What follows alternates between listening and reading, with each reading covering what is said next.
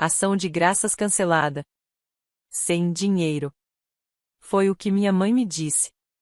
2 dias depois, vi uma retirada de $5.880 da nossa conta conjunta. Eu falei, nada. Só apareceu. 38 convidados, música ao vivo, menu completo. Minha irmã deu um sorriso de canto. Sua ausência tornou tudo especial. Eu sorri de volta. Vamos fazer isso inesquecível. Então, tranquei a conta e fiz uma ligação silenciosa. Quando perceberam o que estava faltando, eu já tinha ido embora. Uma semana antes do dia de ação de graças, recebi a mensagem. Só uma frase. Sem pontuação, sem desculpas. Ação de graças cancelado esse ano. Não é um bom momento financeiramente. Não era a primeira vez. No ano passado, a mesma desculpa. Sem peru, sem mesa, sem família. Passei o dia comendo comida de delivery no meu apartamento, assistindo reprises de especiais de feriado enquanto o Instagram bombava com as postagens da minha irmã. Pijamas combinando, torta de abóbora, brindes de champanhe. Eles tiveram ação de graças, só não foi comigo. Fiquei olhando a mensagem. Meu polegar ficou sobre o teclado, mas não respondi. Apenas travei o celular e segui meu dia. 2 dias depois, recebi a notificação. $5.880 retirados da conta conjunta que eu abri anos atrás. Quando ainda achava que ajudar minha família significava ser útil. Quando acreditava em responsabilidade compartilhada. Minha mãe ainda tinha acesso àquela conta. Disse que precisava, caso precisasse. Mas isso não era só caso precisasse. Não perguntei, não liguei, apenas esperei. Dia de ação de graças. Me vesti em silêncio. Jeans escuros, suéter preto, jaqueta velha. Nenhuma mensagem me convidando. Nenhum endereço enviado, mas eu sabia onde estariam. Sempre escolhiam a mesma casa de luxo perto do Lago Vilo. Estética para fotos, minha irmã uma vez disse. Dirigi até lá sem hesitação. Quanto mais perto chegava, mais alta ficava a música. Saxofone ao vivo. Estacionei na esquina, atrás de uma curva de carvalho, e caminhei o resto do caminho. E lá estava, a vila. Luzes brancas caindo do telhado. Um brilho quente se espalhando pelo gramado, mesas forradas com toalhas douradas, convidados rindo ao redor do vinho, uma banda de 12 músicos tocando versões jazzísticas de clássicos de feriado. Contando rapidamente, pelo menos 38 convidados. No centro da longa mesa de banquete, um peru gigante, dourado e perfeito, rodeado de alecrim e cranberries. Atrás dele, uma placa iluminada feita de fogos de artifício. Os Millers agradecem juntos. Nosso sobrenome em chamas para todos verem e eles cancelaram a ação de graças. Passei pelo portão como um fantasma. Ninguém percebeu de imediato. Então, minha irmã virou no meio da risada. Seus olhos se fixaram nos meus e ela deu um sorriso de canto. Ah, olha só, ela disse em voz alta, erguendo a taça de vinho. A convidada perdida finalmente chegou. Sério, sua ausência tornou a noite especial. Riram ao redor da mesa, olhares, sussurros, celulares. Sorria lentamente, dei um passo à frente, observei os rostos, familiares, satisfeitos, ensaiados. Então, vamos tornar isso inesquecível. Peguei meu celular, abri o aplicativo bancário, 2 toques, removi o acesso autorizado, confirmei. Bloqueio seguro de conta, retiradas confirmadas. Uma tela de carregamento. Então o acesso foi removido. Propriedade verificada. Eu não pisquei. Virei ligeiramente para longe da mesa, levantei o celular à orelha e fiz uma única ligação. Eu disse apenas 2 palavras.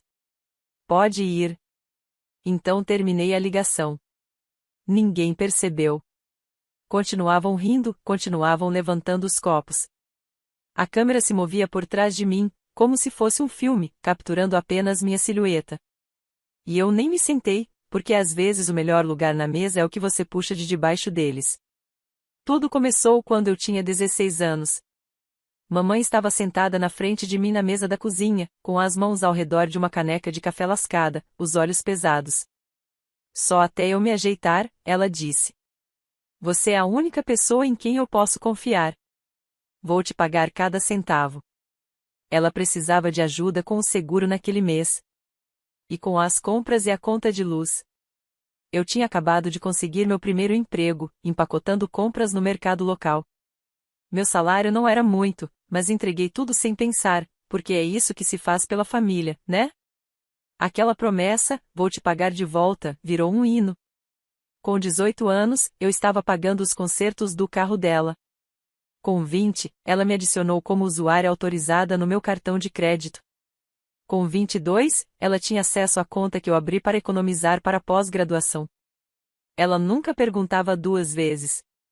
Não precisava. Só temporário, ela sempre dizia. Você vai receber de volta. Mas nunca recebi. E aí tinha ela, minha irmã Daniele, a filha favorita. Ela não trabalhava. Não precisava. Mamãe cobria o aluguel dela. A babá dela até coassinou o contrato do aluguel de um SUV novinho. Ela nem sabia dirigir. Daniele costumava fazer piada durante os jantares em família, com um gole de vinho e um revirar de olhos dramático. Nosso irmão é basicamente uma conta bancária ambulante com Wi-Fi.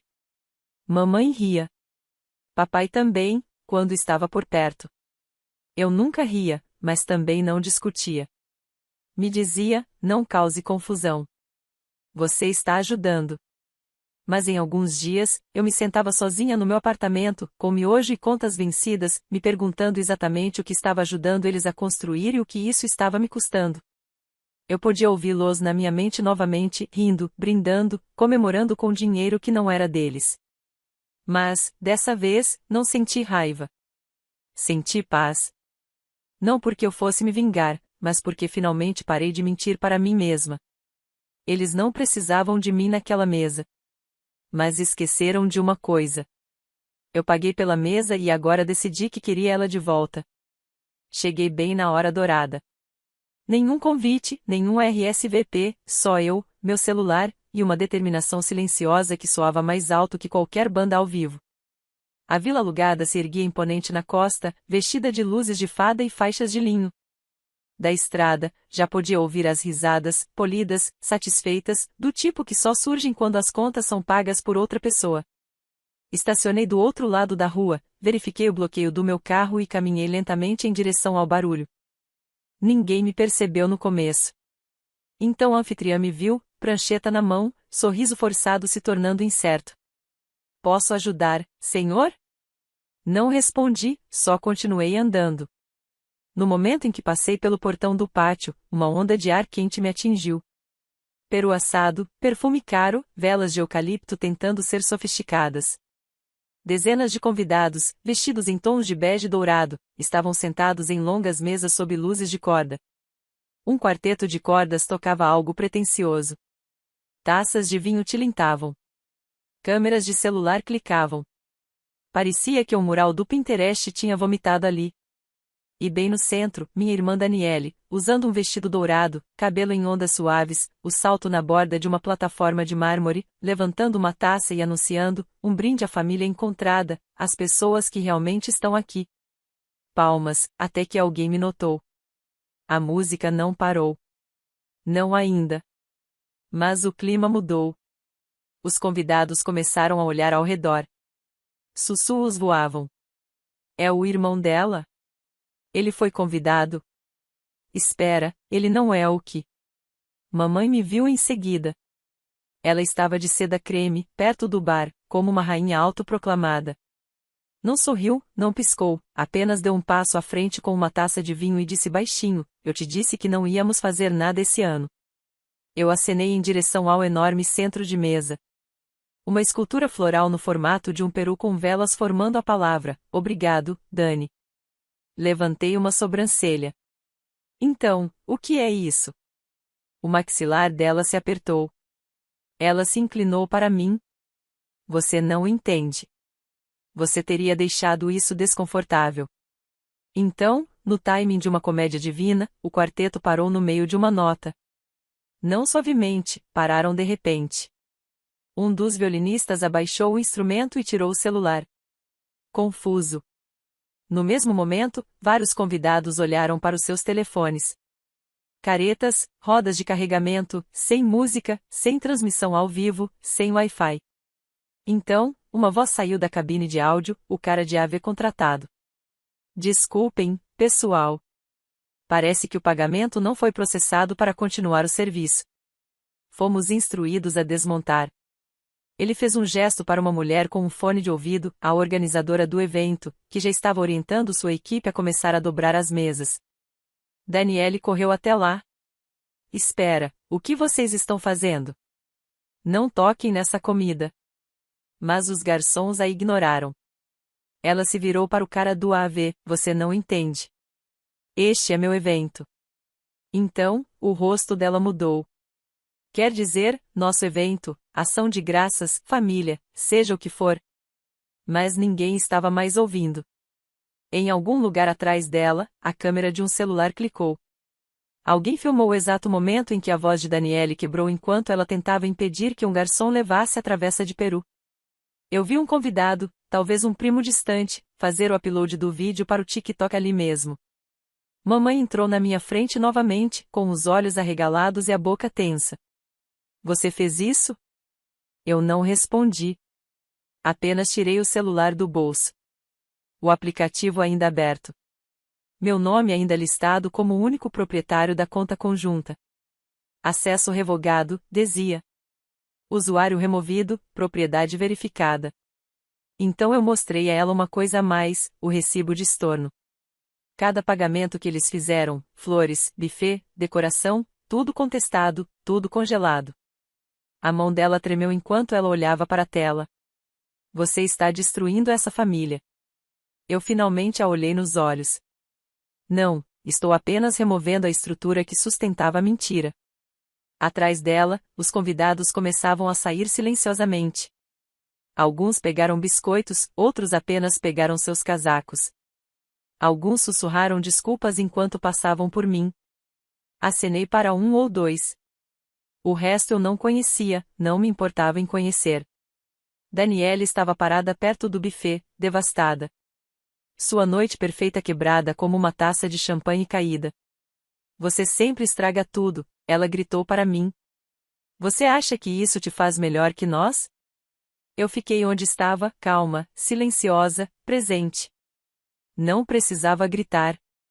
Não precisava me defender. Eu era a única ali que não estava mais fingindo. A voz de mamãe quebrou pela última vez. Você vai se arrepender disso. Ainda somos sua família. Eu guardei o celular no bolso do casaco, olhei para ela por um segundo longo, e disse, talvez esse seja o problema. E então virei e saí. Sem saída dramática, sem portas batendo, apenas um par de passos silenciosos sobre o piso de mármore, e uma família lentamente se desfazendo atrás de mim. Levou apenas 2 dias para as consequências começarem. As luzes da vila mal tinham se apagado, o arco de flores mal tinha sido desmontado, e ainda assim, na manhã de segunda-feira, mamãe já estava tentando fazer login na conta conjunta novamente. Recebi o alerta de segurança às 8h12. Tentativa de login não reconhecida. Acesso negado. Ela tentou mais 2 vezes, depois de um IP diferente, e de novo à meia-noite. Ela não sabia que eu estava me preparando há semanas. No momento em que vi o saque de $5,880, comecei o processo. Primeiro, entrei em contato com o banco. Depois, tirei meu nome de tudo que não fosse exclusivamente meu. Em seguida, transferi o saldo restante, cada centavo, para uma nova conta de trust legal em meu nome, protegida tanto pela jurisdição quanto pelo firewall. E não apenas fechei a conta conjunta. Eu a apaguei. Quando ela tentou fazer login, o sistema nem reconheceu o e-mail dela. O dinheiro tinha ido embora. Pelo menos para ela. Para mim, finalmente estava seguro. Na tarde de terça-feira, recebi a primeira ligação. O nome de mamãe apareceu na tela. Deixei tocar. Depois vieram as mensagens. Por favor, me ligue. Vamos conversar. Você não precisava ter feito isso na frente de todo mundo. Foi só um jantar. Aquele último. Aquela me fez rir. só um jantar. Aquele jantar foi construído em mais de uma década de manipulação financeira, de tomar, assumir, esperar. Aquele jantar custou mais que o meu primeiro ano na faculdade. Aquele jantar se tornou uma tradição de família onde eu dava, e eles comemoravam sem mim. Coloquei a conversa no mudo, deixei apodrecer na minha caixa de entrada. Na manhã seguinte, abri meu celular para uma mensagem de voz. Era mamãe, com a voz baixa, quebrando, tentando soar calma, mas eu podia ouvir a tremedeira por trás. Você nem explicou. Você simplesmente sumiu depois de tudo o que fizemos por você. Essa família, ainda é sua família. Você estragou algo bonito. Você machucou pessoas que te amam. Eu ouvi até o final e depois apaguei. Sem resposta, sem raiva, só silêncio. Eu não estava mais interessada em me justificar. Na quinta-feira, foi Daniele. Uma dúzia de chamadas perdidas. Depois, uma mensagem. Espero que você esteja orgulhosa. Meus filhos estavam chorando. Eles estavam esperando por aquele dia. Era o dia de ação de graças deles também. Você não estragou só para mim. Estragou para eles também. Fiquei olhando para a tela por um momento, o polegar pairando. Então digitei. Eu também era filha de alguém. Mas você cancelou os meus feriados. Ano após ano. Enviar. Nenhuma resposta. Entrei no meu apartamento, ainda silencioso, ainda sem decoração, mas finalmente em paz. Fervi água para chá, me sentei perto da janela, observei as folhas caírem, e pensei no que aconteceu quando eu tinha 17 anos e pulei o baile de formatura porque mamãe disse que o seguro do carro estava atrasado. Lembrei de quando eu desisti do depósito do meu primeiro apartamento porque ela precisava de uma ajuda após perder o emprego, só para vê-la com Daniele no Instagram em Las Vegas, 2 semanas depois. Para os aniversários que ela esqueceu, para os dias de ação de graças que ela adiou. E para como, toda vez que eu perdoava, eu justificava. Eu continuei aparecendo. Dessa vez, eu não apareci. E, de repente, isso foi a traição. Pensei em ligar de volta, em explicar, mas aí me lembrei do que mamãe me disse uma vez, anos atrás, quando perguntei se ela poderia me devolver os $6.000 que eu emprestei para a cirurgia dentária. Deixe de ser mesquinha. É família. Você não coloca preço no amor. Exceto que eles tinham colocado. Colocaram um preço no meu silêncio, na minha ausência, no luxo de fingir que eu não percebia. E quando finalmente percebi, de repente eu era a vilã. Naquela noite, recebi uma última mensagem. Era do meu primo Jason, com quem eu não falava há anos. Ele estava na festa ao fundo, meio invisível, como eu costumava ser. Eu vi o que você fez, e só queria dizer, eu entendo.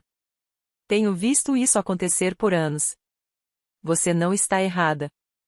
Sem emojis, sem piadas, só solidariedade de alguém que eu nem sabia que estava prestando atenção.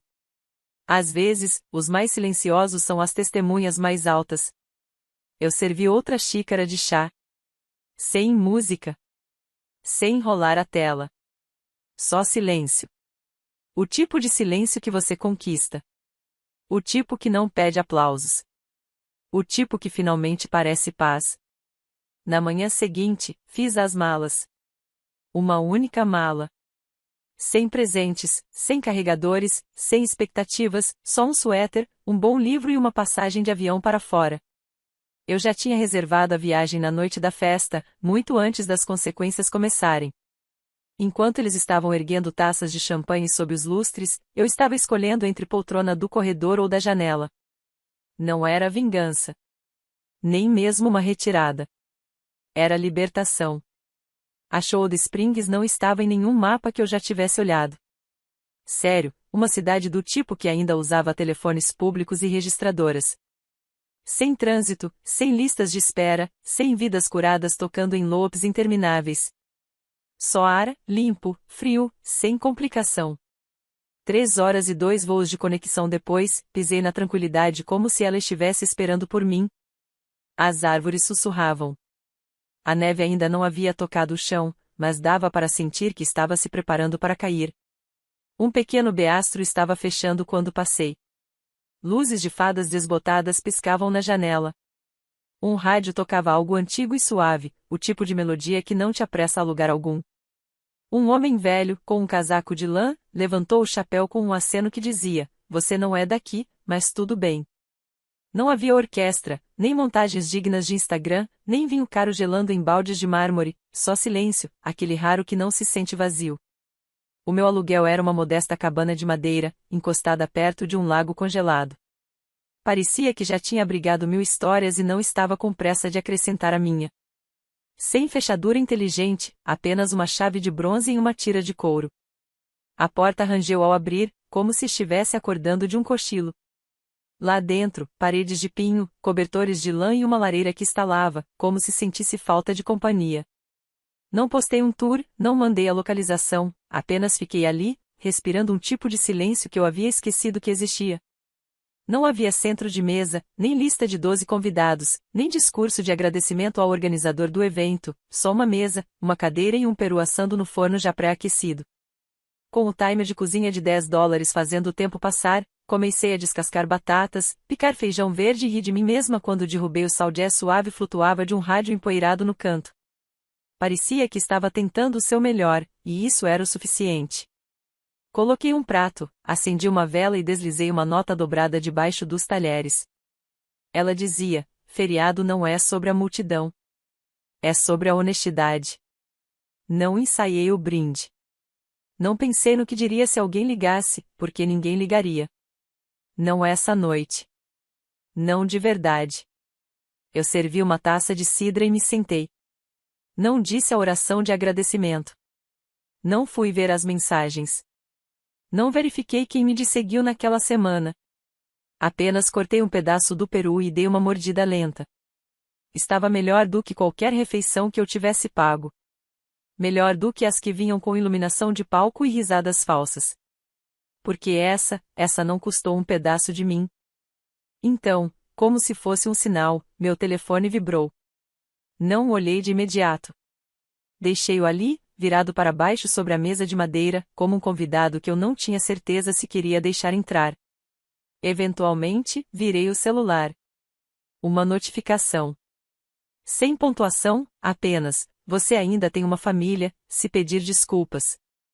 Fiquei olhando para a tela, meu polegar pairando, não sobre a responder, mas sobre a bloquear. Mas não apertei.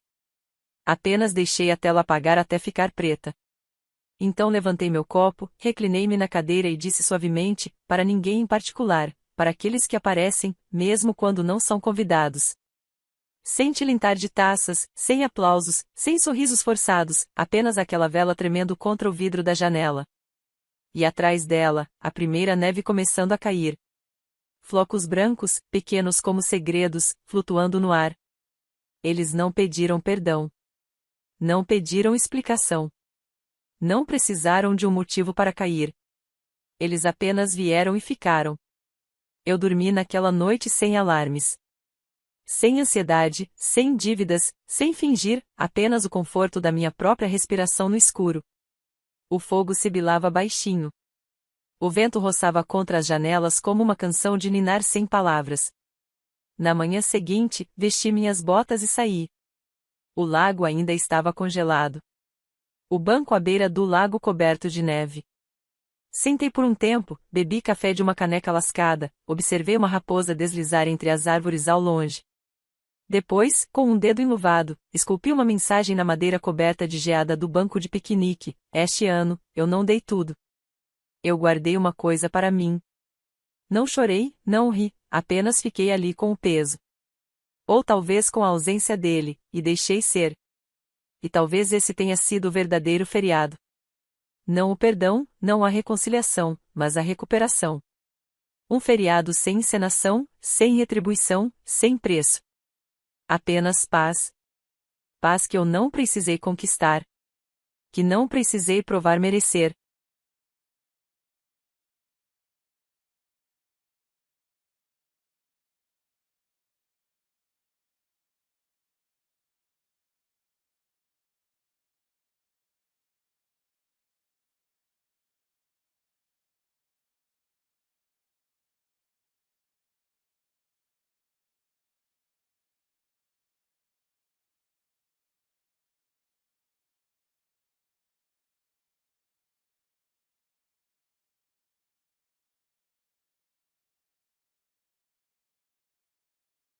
meu nome é Melissa e tenho 30 anos.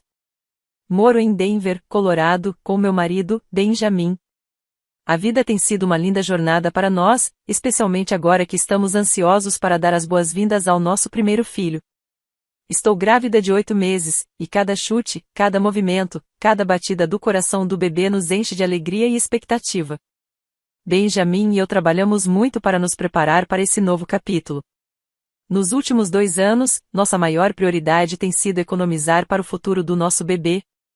Benjamin trabalha como consultor de TI, muitas vezes assumindo projetos freelancers extras, enquanto eu cuido das finanças como contador em tempo integral. Ambos cortamos gastos desnecessários, abrimos mão de férias e deixamos luxos de lado tudo para construir uma rede de segurança financeira sólida para eventuais necessidades médicas durante ou após o parto. Juntos, conseguimos economizar $150.000, destinados especificamente a despesas hospitalares, tratamentos e cuidados com o nosso bebê. Para nós, não se trata apenas de dinheiro, é uma tranquilidade saber que, aconteça o que acontecer, poderemos oferecer ao nosso filho o melhor cuidado possível. Durante toda a gravidez, Benjamin tem sido meu alicerce. Ele me acompanha em todas as consultas, ajuda a montar o quartinho do bebê e até lê livros sobre criação de filhos comigo à noite. Pintamos o quarto com um tom suave de azul celeste, montamos o berço e já estocamos todos os itens essenciais para a chegada do nosso pequeno. Cada detalhe foi pensado com muito amor e esperança. Uma das maiores bênçãos da minha vida também foi a mãe de Benjamin, Evelyn. Como meus pais moram longe, Evelyn assumiu um papel quase maternal para mim, me acolhendo de braços abertos. Ela é carinhosa, atenciosa e está radiante com a ideia de se tornar avó. Sempre nos convida para almoçar, prepara minhas comidas favoritas e compartilha conselhos valiosos baseados em sua própria experiência. Mas, apesar de todos esses momentos felizes, nem tudo tem sido fácil. Cristina, a irmã mais velha de Benjamin, sempre teve uma relação complicada conosco. Ao longo dos anos, ela enfrentou dificuldades com infertilidade, algo pelo qual eu realmente tenho empatia. No entanto, ao invés de encontrar paz, Cristina deixou que sua dor se transformasse em ressentimento por mim. Sempre tentei ser gentil e respeitosa, evitando conflitos, mas seus comentários passivo-agressivos continuam me ferindo profundamente. Para evitar tensões, Benjamin e eu geralmente planejávamos nossas visitas à casa de Evelyn em horários em que Cristina não estivesse presente. Na maioria das vezes, essa estratégia simples funcionava bem. Mas eu nem imaginava que, em breve, nossas vidas tomariam um rumo muito mais sombrio e perigoso do que eu jamais poderia imaginar. Quando a gravidez avançou para o 2º mês, Benjamin e eu ouvimos o coração do nosso bebê pela primeira vez. O som suave e acelerado daquela batida preencheu a sala durante a consulta de ultrassom e nos fez chorar. Foi um momento mágico. Estava acontecendo de verdade, havia uma vida crescendo dentro de mim. Naquela noite, comemoramos em casa, em silêncio, abraçados com um pouco mais de força, tomados pela alegria e pela gratidão. Com o passar das semanas, os enjoos matinais começaram a diminuir. E, ao entrar no 5º mês, alcançamos outro marco importante, a consulta para descobrir o sexo do bebê. Lembro de estar deitada na mesa de exames, com Benjamin segurando minha mão. Estávamos nervosos, mas cheios de expectativa. O técnico de ultrassom sorriu e anunciou: "Parabéns, é um menino." Meus olhos se encheram de lágrimas. Benjamin beijou minha testa e sussurrou: "Nosso pequeno Bob." Já havíamos escolhido o nome meses antes, mas ouvir a confirmação tornou tudo ainda mais real. A cada mês, Benjamin e eu nos preparávamos melhor emocional e financeiramente. Terminamos de pintar o quartinho do Bob, montamos o berço e organizamos todas as roupinhas por tamanho. No 7º mês, finalmente atingimos nossa meta de economia, $150.000. Uma rede de segurança sólida que nos dava paz de espírito. Durante todo esse tempo, Evelyn continuou sendo meu porto seguro. Ela nos visitava com frequência, cozinhava para nós, trazia vitamina Z, quando Benjamin estava sobrecarregado com o trabalho, me acompanhava nas consultas médicas. Ela estava radiante com a ideia de ser avó, sempre tricotando mantas de crochê para o Bob. Seu carinho me ajudava a acalmar muitos dos medos de mãe de primeira viagem. Mas, por mais lindos que fossem esses momentos, as sombras da amargura de Cristina nunca desapareciam completamente. Embora evitássemos vê-la pessoalmente, havia ocasiões em que nossos caminhos se cruzavam e cada encontro era como andar sobre cacos de vidro. Numa tarde de domingo, Evelyn nos convidou para o almoço. Ela tinha preparado meu prato favorito, seu frango assado especial com manteiga de alho. Benjamin e eu chegamos com flores, esperando por uma refeição tranquila. Mas, assim que entramos, senti meu coração apertar. Cristina já estava sentada à mesa de jantar. Nossos olhares se cruzaram e, embora ela tenha forçado um sorriso, a frieza em seus olhos era impossível de ignorar. Bem, olhe só para você, disse ela, com um tom carregado de sarcasmo. Ainda encenando a princesa grávida delicada, como sempre vejo, disse Cristina com desdém. Respirei fundo, lutando para não reagir. Olá, Cristina, respondi com suavidade, mantendo a compostura. Benjamin interveio imediatamente, com a voz calma, mas firme. Chega, Cristina. Viemos para almoçar, não para ouvir seus comentários sarcásticos. Cristina deu de ombros, fingindo inocência. Eu só estava puxando o assunto. Não precisa ser tão sensível. Evelyn, sempre tentando manter a paz, rapidamente mudou o rumo da conversa para assuntos mais neutros, perguntou sobre o quartinho do bebê, sugeriu nomes, mesmo sabendo que já tínhamos decidido por Bob, e falou sobre o tempo e novas receitas. Todos tentamos acompanhá-la, mas a tensão pairava no ar, pesada durante toda a refeição. Cristina se manteve distante pela maior parte da tarde, mexendo no celular e revirando os olhos toda vez que Evelyn se animava ao falar da chegada iminente de Bob. Apesar do desconforto, me esforcei para manter a calma. Eram apenas algumas horas, e em breve estaríamos de volta ao nosso refúgio de tranquilidade. O que eu não sabia é que aquele almoço, por mais desconfortável que tenha sido, seria um dos últimos momentos de paz antes de tudo começar a desmoronar. Poucos dias depois, Benjamin teve uma manhã atribulada, cheia de reuniões e tarefas. Como eu estava me sentindo relativamente bem naquele dia, decidi visitar Evelyn sozinha. Ela me convidou para ajudá-la a organizar alguns itens de bebê que havia comprado, uma tarefa que sempre me animava. A casa estava tão acolhedora como sempre. O cheiro de pão de banana recém-saído do forno preenchia o ar quando Evelyn me recebeu com um sorriso caloroso. Entre, querida, disse ela. Fiz o seu favorito. Fomos direto para a cozinha, e passamos a próxima hora conversando, dobrando roupinhas de bebê e discutindo os últimos preparativos para a chegada de Bob. Momentos assim com Evelyn sempre me faziam sentir acolhida, como se eu tivesse uma segunda mãe por perto. Mas a paz não durou. Quando me levantei para pegar outra caixa com macacões minúsculos, ouvi a porta da frente se abrir. Meu estômago se revirou e imediatamente eu conheci aquela voz. Cristina. Ela entrou na sala de estar sem sequer olhar direito para mim. Ah, é você, disse, seca. Não achei que estaria aqui hoje. Mantive um tom educado, porém alerta. Eu também não sabia que você viria. Evelyn, percebendo a tensão súbita, se desculpou e subiu para buscar umas caixas antigas no quarto de cima, deixando-me sozinha com Cristina por alguns instantes. Meu coração disparou. Eu não gostava de ficar sozinha com ela, mas também não queria demonstrar fraqueza. Cristina desligou o celular e olhou diretamente para mim. Desta vez, sem sarcasmo, apenas uma frieza determinada. Preciso falar com você, disse, com a voz firme. É sobre dinheiro. Franzi a testa, confusa. Que dinheiro? Os $150.000 que você e Benjamin economizaram pro bebê, ela respondeu, direta, cruzando os braços. Eu preciso desse dinheiro, disse Cristina, com firmeza. Fiquei paralisada, atônita com a audácia dela. Esse dinheiro é para os cuidados médicos do Bob. Cristina, nós guardamos para emergências caso algo aconteça durante ou depois do parto. Você nem sabe se vai precisar, ela retrucou de imediato. Enquanto isso, eu estou me afogando em dívidas por causa dos meus tratamentos de fertilidade. Família deveria ajudar uns aos outros. Você está sendo egoísta. Respirei fundo, tentando manter a calma. Eu sinto muito por tudo que você passou, de verdade. Mas esse dinheiro não está em discussão. É pela saúde e segurança do meu filho. Eu não posso te dar isso. O rosto dela se contorceu em raiva. Você não merece nada disso. Só teve sorte de casar com o Benjamin. Você nunca lutou como eu.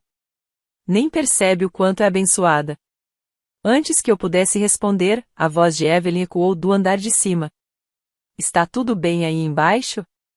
Sim, Evelyn, está tudo bem, respondi rápido. Mas por dentro, eu sabia que não estava. A forma como Cristina me encarava, o ressentimento nos olhos dela, algo nela havia quebrado. O ar se tornou pesado. Os olhos de Cristina brilhavam de fúria, a respiração ofegante, as mãos cerradas em punhos. Senti meu coração disparar. Meus instintos gritavam que eu não estava segura ali, sozinha com ela. Você acha que é melhor do que eu? Ela sibilou, se aproximando. Você não merece o Benjamin. Você não merece esse bebê. Cristina, por favor, se acalme, pedi, com a voz trêmula, mas firme. Isso não é jeito de resolver nada. Pare com isso. Mas antes que eu pudesse terminar a frase, ela se lançou para frente com uma velocidade assustadora. Seu pé acertou diretamente minha barriga, já inchada, em um chute forte e brutal. Um grito rasgou minha garganta enquanto uma dor dilacerante explodia no meu abdômen. Meu corpo se curvou instintivamente, as mãos protegendo a barriga, as lágrimas inundando meus olhos. E então senti, um jorro quente e repentino encharcou minha roupa e escorreu pelas minhas pernas. Minha bolsa havia estourado. Ofegante, tremia de puro terror. Mas Cristina não tinha terminado. Com meu corpo enfraquecido e curvado, ela agarrou um punhado do meu cabelo e o puxou com violência, forçando minha cabeça para trás. A dor no couro cabeludo me fez gritar. Em seguida, com crueldade, ela apertou meu rosto com força, suas unhas cravando-se na minha pele. Talvez, se eu destruir sua vidinha perfeita agora, você finalmente entenda o que é dor de verdade, ela rosnou. Eu soluçava descontroladamente, mal conseguia respirar com a força do aperto dela sobre meu rosto. Mas tudo em que eu conseguia pensar era no meu bebê. No Bob. Cada segundo parecia durar uma eternidade. De repente, um grito estrondoso ecoou atrás de nós. Cristina! Era a voz de Evelyn. Ela havia voltado do andar de cima e congelou, horrorizada ao ver a filha me atacando. Num piscar de olhos, Evelyn correu até nós. A raiva em sua voz era palpável. Sem hesitar, ela estendeu a mão e deu um tapa forte no rosto de Cristina, um estalo seco que reverberou pela sala. O que deu em você? Evelyn gritou, tomada pela indignação. Ela está grávida de 8 meses. Evelyn gritou. Você passou de todos os limites desta vez. Muito além de qualquer coisa que eu pudesse imaginar. Cristina cambaleou para trás, momentaneamente atordoada pela fúria da mãe. Evelyn não perdeu tempo. Tropeçando depressa, pegou o telefone enquanto gritava comigo. Melissa, fica comigo. Não se mexa. Vou ligar para o Benjamin. Vou chamar o SAMU agora. Minha visão se embaralhava com a dor. As contrações estavam mais fortes. Meu fôlego era curto, mas conseguia sentir levemente, grata por Evelyn estar ali comigo. Em poucos minutos, tudo virou um caos. Benjamin chegou em desespero, com o rosto pálido, correndo até mim. Agarrou minha mão enquanto os paramédicos me colocavam com cuidado na maca. Lágrimas escorriam pelo seu rosto enquanto ele sussurrava. Estou aqui, meu amor. Eu tô com você. O Bob vai ficar bem. Aguenta firme. Logo atrás, a polícia chegou. O policial Scott avançou com calma e autoridade, enquanto sua equipe algemava Cristina pelos pulsos. Você está presa por agressão criminosa e por colocar em risco a vida de um feto, declarou o policial friamente. Você tem o direito de permanecer em silêncio. Cristina, ofegante, tentou protestar, mas Evelyn a interrompeu com firmeza. Basta. Você fez isso consigo mesma, Cristina. Foi longe demais. Agora vai encarar as consequências. Enquanto Benjamin seguia comigo na ambulância, o policial Scott e sua equipe levavam Cristina presa. Evelyn ficou para trás, ajudando os oficiais e entregando acesso total às câmeras de segurança da casa que haviam gravado todo o ataque em vídeo. Era uma prova inegável do crime cometido por sua filha. Tudo havia mudado. Minha gravidez, antes tranquila, havia virado um pesadelo. Mas a luta para proteger meu bebê estava só começando. O trajeto até o hospital foi um borrão, luzes vermelhas piscando, o som do monitor cardíaco, a voz desesperada de Benjamin me confortando e minhas lágrimas escorrendo sem parar. A dor latejava pelo meu corpo enquanto eu me agarrava com tudo à consciência, pensando apenas na segurança do Bob. Fica comigo, Melissa. Só respira. Estamos quase lá, Benjamin repetia sem parar, segurando minha mão com força, como se tivesse medo de me perder. Os paramédicos agiam rápido, monitorando meus sinais e administrando medicamentos para aliviar a dor. Um deles falou com suavidade. Você está indo muito bem, Melissa. Segura firme pelo seu bebê. Assim que chegamos ao hospital, uma equipe de médicos e enfermeiros já estava à espera. As portas se abriram e me levaram direto para a emergência obstétrica. As luzes brilhavam ao meu redor, e eu ouvia a urgência nas vozes da equipe médica. Cesárea de emergência. Trabalho de parto prematuro, cerca de 34 semanas. Senti a mão de Benjamin escorregar da minha enquanto os separavam para a preparação da cirurgia. Seu rosto sumiu por trás da movimentação frenética dos profissionais. Antes de ser levada à sala de cirurgia, sussurrei, quase sem voz. Por favor, cuida do nosso filho. A última coisa que vi antes da anestesia me tomar foi Benjamin, chorando, dizendo: Eu te amo. Horas depois, acordei em um quarto de hospital, grogue, com o abdômen latejando de dor por causa da cirurgia. O zumbido constante das máquinas preenchia o ambiente, enquanto a realidade voltava aos poucos. Minhas mãos, sem pensar, foram direto para o estômago agora vazio. Meu coração disparou. Bob, sussurrei, quase sem voz. Uma enfermeira se inclinou sobre mim e tocou gentilmente meu braço. Melissa, você acordou. Correu tudo bem. Seu filho está estável, mas na UTI neonatal. Ele é um pequeno lutador. As lágrimas de alívio encheram meus olhos. Meu bebê estava vivo. Pouco depois, Benjamin entrou no quarto. Parecia exausto, mas profundamente aliviado.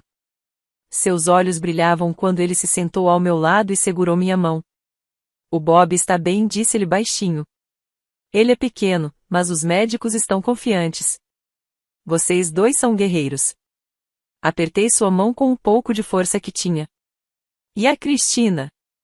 Perguntei, com o maxilar tenso. Está na cadeia, onde merece estar. O policial Scott e a equipe prenderam ela na hora.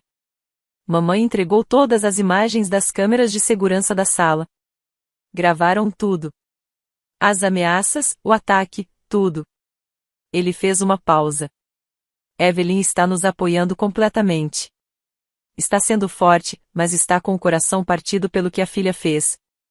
Fechei os olhos, tomada por uma mistura de alívio, raiva e tristeza.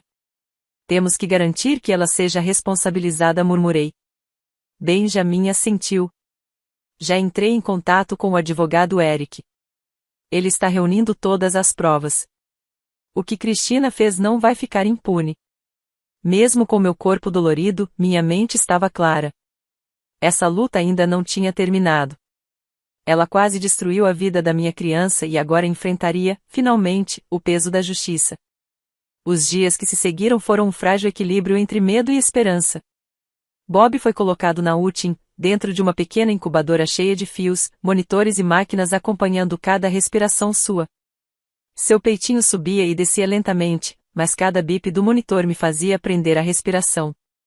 Benjamin e eu visitávamos todos os dias, passando horas ao lado da incubadora, sussurrando palavras suaves através do vidro. A primeira vez que me permitiram tocar sua mãozinha pela pequena abertura, lágrimas rolaram pelo meu rosto. Seus dedinhos se fecharam ao redor do meu dedo com delicadeza. Tão pequeno, tão frágil e, ainda assim, cheio de vida. Os médicos se mantinham cautelosamente otimistas. Ele é um garotinho forte, garantiu a neonatologista. Com 34 semanas, os bebês geralmente têm ótimos resultados com os cuidados certos na UTI. Continuaremos monitorando respiração, alimentação e crescimento. Evelyn nos visitava com frequência, trazendo refeições quentes, roupas limpas e apoio emocional. Muitas noites, sentava-se ao meu lado em silêncio, oferecendo aquele tipo de conforto silencioso que só mamãe consegue oferecer. Cada vez que olhava para Bob, seus olhos se enchiam de amor e também de dor. Amor pelo neto. Dor pelas ações imperdoáveis da filha. Melissa, você é mais forte do que imagina, disse ela uma noite, com ternura. E o Bob, ele é um lutador, assim como a mãe. Benjamin esteve ao meu lado o tempo todo. Mesmo enquanto resolvia toda a papelada com Eric e colaborava com os detetives, ele nunca perdeu uma única visita à UTI. Todas as noites, antes de irmos embora, ficávamos juntos observando nosso filho dormir, fazendo promessas sobre a vida que o aguardava quando estivesse forte o suficiente para voltar para casa.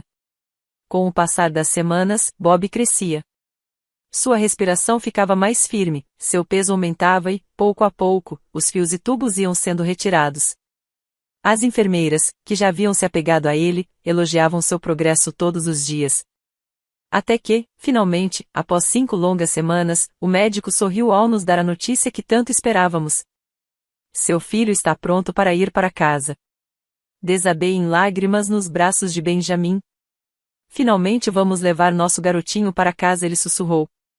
O dia em que saímos do hospital com Bob nos braços foi, sem dúvida, o momento mais emocionante da minha vida. Havíamos sobrevivido a um verdadeiro pesadelo. E agora, com nosso bebê seguro e aquecido em nossos braços, um novo capítulo se iniciava, um capítulo que envolvia a cura, justiça e a proteção do futuro da nossa família. Assim que Bob voltou para casa, seguro e ganhando forças a cada dia, sabíamos que era hora de enfrentar nossa segunda batalha, a judicial. Cristina tentou destruir o que tínhamos de mais precioso. Benjamin e eu estávamos determinados a garantir que ela enfrentasse todas as consequências pelos seus atos. O advogado Eric veio até a casa de Evelyn uma tarde, carregando uma pasta grossa repleta de documentos, relatórios médicos, depoimentos da polícia, testemunhos e as gravações das câmeras de segurança que Evelyn havia entregado às autoridades. Ele se sentou diante de nós com um semblante calmo, porém firme. Revisei tudo, começou Eric. As provas contra Cristina são muito fortes. As imagens mostram claramente a agressão, o chute em seu abdômen, os puxões de cabelo, as mãos agarrando seu rosto. Combinando isso aos seus registros médicos, ao depoimento da Nick Stay e aos relatórios policiais, temos um caso extremamente sólido. Benjamin assentiu com firmeza. Ela quase matou minha esposa e meu filho. Queremos garantir que ela seja responsabilizada por tudo. Eric continuou. Por você estar grávida de 8 meses na época, as acusações se agravam conforme a legislação estadual. Cristina enfrentará várias acusações criminais, agressão agravada a uma gestante, exposição imprudente de um feto ao risco e infligir intencionalmente sofrimento emocional. Engoli em seco, segurando Bob mais perto de mim, que dormia tranquilamente em meus braços. Por quanto tempo ela pode ser condenada? Perguntei, num sussurro. Eric respirou fundo antes de responder. Dada a gravidade do caso e o peso das evidências, a promotoria buscará a pena máxima. Estamos falando de prisão em regime fechado. Nada de liberdade condicional ou advertência, uma sentença real. Evelyn, sentada ao meu lado, enxugou discretamente uma lágrima. Parte meu coração como mãe ver onde Cristina chegou, mas ela fez suas escolhas. Melissa, Benjamin, vocês merecem justiça. E o Bob merece crescer em paz, cercado de amor. Benjamin estendeu a mão e apertou-a dela com carinho. Obrigado, mãe. Não teríamos conseguido sem você. Enquanto Eric preparava os documentos finais para protocolar as acusações, olhei para o rostinho sereno de Bob e fiz uma promessa silenciosa. Eu sempre vou te proteger. Ninguém jamais vai te machucar de novo. O processo legal estava oficialmente em curso. Cristina logo teria que responder por cada ato, e dessa vez não haveria como escapar da verdade. 2 meses depois, o tribunal estava carregado de tensão quando Cristina finalmente foi levada a julgamento. Benjamin e eu estávamos lado a lado, de mãos dadas, firmes. Eric, preparado e confiante, sentou-se conosco, com o caso montado sobre evidências inquestionáveis. Quando Cristina entrou no tribunal, estava irreconhecível, mais magra, pálida, claramente abalada. Sua postura arrogante havia desaparecido, substituída por um silêncio tenso e olhar inquieto que evitava o nosso a todo custo. A acusação começou com uma declaração inicial forte e direta, detalhando o ataque de forma minuciosa, a tentativa de extorsão, as ameaças, a agressão física e o risco real de termos perdido nosso filho. Em seguida, os vídeos das câmeras de segurança da casa de Evelyn foram exibidos em uma grande tela. As imagens falavam por si, o horror do momento capturado sem cortes, sem dúvidas, sem espaço para negações. A discussão furiosa. O chute violento de Cristina no meu estômago. Os puxões de cabelo, o rosto agarrado. Meu colapso quando minha bolsa estourou. A sala do tribunal mergulhou em um silêncio absoluto quando a filmagem terminou. Ninguém ali podia negar o que acabará de assistir. O promotor se virou para o júri com firmeza na voz. Isso não foi um acidente. Foi um ataque deliberado e brutal contra uma mulher grávida e vulnerável e contra uma vida inocente ainda por nascer. O advogado de defesa de Cristina tentou, com pouco entusiasmo, argumentar que sua cliente agiu sob extremo sofrimento emocional, sufocada por suas lutas com a infertilidade. Mas, ao ser interrogada, Cristina perdeu o controle mais uma vez. Sua voz subiu, carregada de raiva. Eu fui pressionada demais. Ela tinha tudo o que eu queria.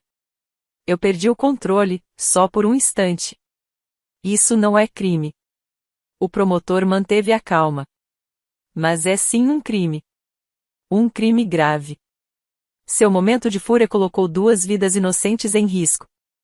Senti a mão de Benjamin apertar a minha com força. Nossas emoções estavam à flor da pele, mas nossos corações permaneciam firmes.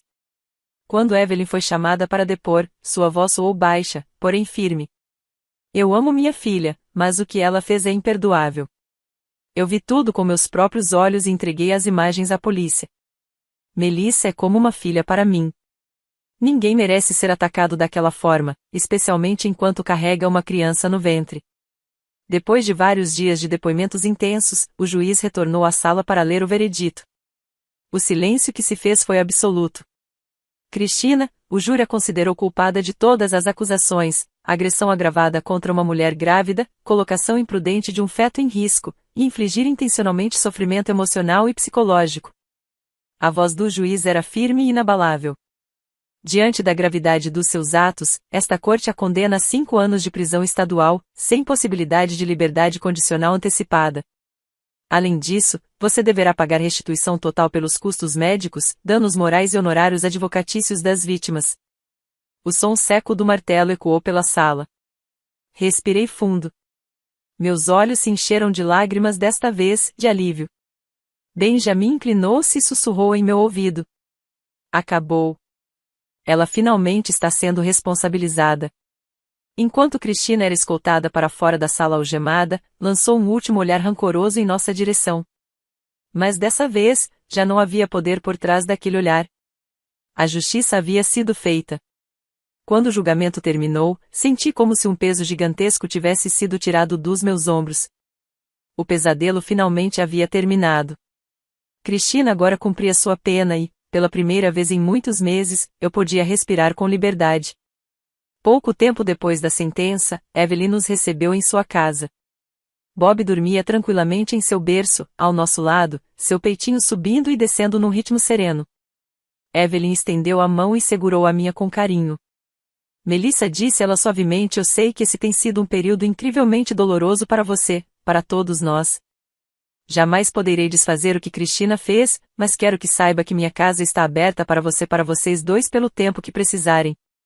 Eu ficaria honrada se você ficasse aqui comigo, enquanto continua a se curar e criar o Bob. Sua voz tremeu um pouco, mas a sinceridade em suas palavras era inegável. Olhei para Benjamin, que sorriu com ternura e apertou minha mão. Significaria muito para nós, mãe, ele disse. Você já fez tanto. Seríamos gratos por ficar aqui e recomeçar juntos. E foi assim que decidimos morar com Evelyn. Sua casa tornou-se nosso refúgio, um lar acolhedor, seguro e cheio de carinho. Ela me ajudava com a amamentação do Bob, com suas consultas médicas e nas noites longas em que ele lutava para dormir. Cada vez que eu a via segurando Bob em seus braços, via também o amor imenso que sentia por ele e o compromisso silencioso de garantir que o ciclo de dor terminasse ali, com ela. Com o passar das semanas, a casa se encheu de risadas, canções de ninar e momentos de ternura familiar. Bob ficava mais forte a cada dia. Seu corpinho antes tão frágil agora se enchia das dobrinhas saudáveis de um bebê feliz. Seus olhos curiosos nos acompanhavam pela sala, e seu sorriso iluminava nossos corações. Benjamin e eu nos adaptamos, aos poucos, a esse novo ritmo de vida. Nos tornamos ainda mais unidos, mais gratos um pelo outro, fortalecidos por tudo que havíamos enfrentado. Evelyn, que quase perdeu a filha e a família, reencontrou a paz rodeada pela alegria de seu neto. O medo e o caos que um dia nos consumiram agora pareciam pertencer a um passado distante. A cada manhã, ao segurar Bob em meus braços, eu lembrava do motivo de termos lutado tanto e de por que continuaríamos sempre a protegê-lo. Um ano passou mais rápido do que eu podia imaginar. A vida havia se estabilizado em um ritmo doce, calmo e cheio de amor tão distante do caos que um dia enfrentamos. Bob cresceu e se tornou um menino esperto, saudável e cheio de curiosidade, enchendo cada canto da casa com risos e luz. Hoje era o dia com que sonhávamos nos momentos mais difíceis, o primeiro aniversário do Bob. Evelyn passou a semana inteira preparando a festinha. Balões coloridos enchiam a sala. Serpentinas pendiam das janelas, e o aroma doce de cupcakes recém-assados pairava no ar. Sobre uma mesinha, havia um bolo azul e branco lindamente decorado, com uma vela enorme em forma de número 1, à espera de ser acesa. Amigos e familiares próximos se reuniram, sorrindo e batendo palmas enquanto Bob, sentado em sua cadeirinha, olhava tudo com os olhos arregalados e encantados pela alegria ao seu redor. Benjamin estava atrás de mim, com os braços ao redor da minha cintura protetora e presente, e Evelyn sentou-se perto, os olhos brilhando de uma alegria serena. Enquanto cantávamos um parabéns para você, as lágrimas vieram, mas, dessa vez, eram lágrimas diferentes. Não eram de medo, nem de dor, nem de tristeza. Eram lágrimas de pura gratidão. Um ano atrás, eu não sabia se Bob ou eu sobreviveríamos. Mas agora estávamos aqui, vivos, seguros e cercados de amor. Quando a música terminou, me inclinei e beijei a testa do meu filho, sussurrando: "Você é meu milagre. Foi por você que lutei, e por você, lutarei sempre." Benjamin sorriu e completou baixinho: "Você é a razão pela qual somos mais fortes do que nunca." Evelyn colocou a mão delicadamente sobre a minha. "Vocês dois deram a esta família uma segunda chance de felicidade. E o Bob é o nosso novo começo."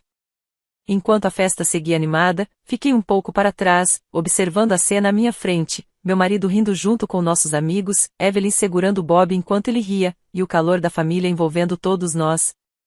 As sombras do passado finalmente haviam desaparecido. As ações de Cristina, que uma vez ameaçaram nos destruir, foram superadas. No fim, saímos mais fortes, mais unidos e mais gratos do que nunca. Esse era o nosso novo começo. E quando olhei para meu lindo filho, soube que, não importando os desafios que a vida trouxesse, enfrentaríamos tudo juntos como uma família.